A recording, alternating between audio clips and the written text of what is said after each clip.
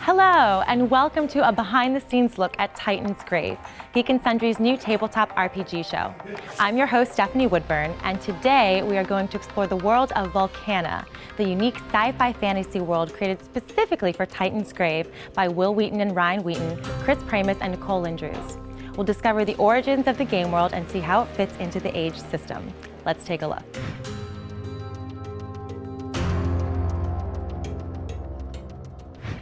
Thank you so much for speaking with us today. You're welcome. Can you tell us a little bit about why you created this world instead of playing a pre-existing game? I thought that if we had an opportunity to start from scratch and define the parameters of the world ourselves and make this thing entirely from the ground up, we wouldn't have to worry about anyone saying, well, you can't do that because, or that already happened in, and that disturbs the continuity because, and I mean, I think for the two of us, like, having complete free reign to create a thing is so much more fun. And and we have to give credit to the amazing RPG writers who came on board as well. Like, I went out to RPG writers and said, at some point in your career, you've done something that I love, and I would love it if you would contribute to this. Here's our basic story. Now, build things. These are the big little signposts we need to hit. Tell a story that connects all those things. And they did that and brought back incredible stories for us. And then Ryan and I and Chris and Nicole tied it all together and gave it development and made things kind of all work out in a way that would be difficult having 10 different writers in 10 different time zones. What kind of things did you draw from to create this world? A lot of the work initially came from influences in like heavy metal and Thundar the Barbarian, and a lot of the influences I've had over time have been really science related and a bit of fantasy work. So I just kind of pulled elements that I really liked and then mashed them into what the universal law we kind of set up. We had to make something that was going to be narratively interesting and work as television, but at the same time, we're making something that has to work as a role-playing game. Right. And in a lot of cases, one thing can serve both of those masters, but there are other times in the development process where that's not possible. And we're working with Green Ronin Publishing to publish the setting and the campaign that I play with the players on the show. And there's a lot of stuff in the written campaign book that is not going to be on the show tons of stuff because of the direction the characters took and because we had to like make choices and change things based on what the character did, which is what I as a GM do in a regular game, but usually I have 1 to 2 weeks between sessions to make those changes. We had 10 hours between sessions to make those big changes. Yeah, you kind of just have the structure and building blocks for decisions that they probably will make and can make.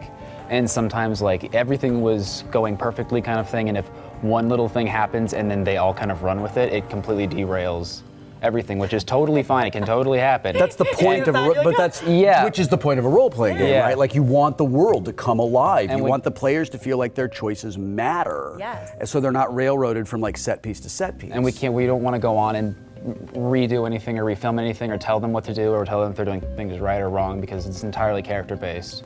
So having these various profiles, and I had notes in advance, pages for like possible outcomes for the episodes, and like 2 decisions changed everything, and that's why I had to stay up and write 15, 20 pages of a new episode to just kind of put a new track back on so we could fix everything. As a producer and writer on the show, I'm really grateful to be able to work with such a terrific and talented writer. As a father, I'm so proud of you.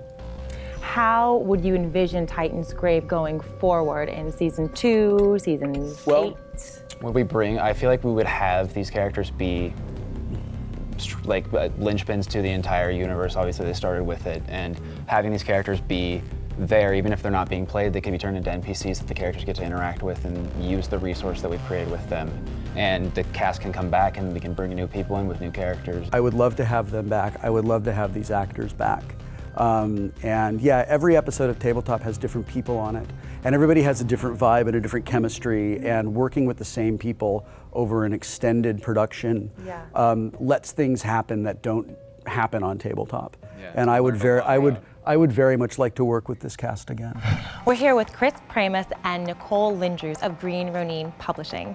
Thank you so much for joining us. How exciting is it to see your game come to life in front of your eyes? Ridiculously. Pretty exciting.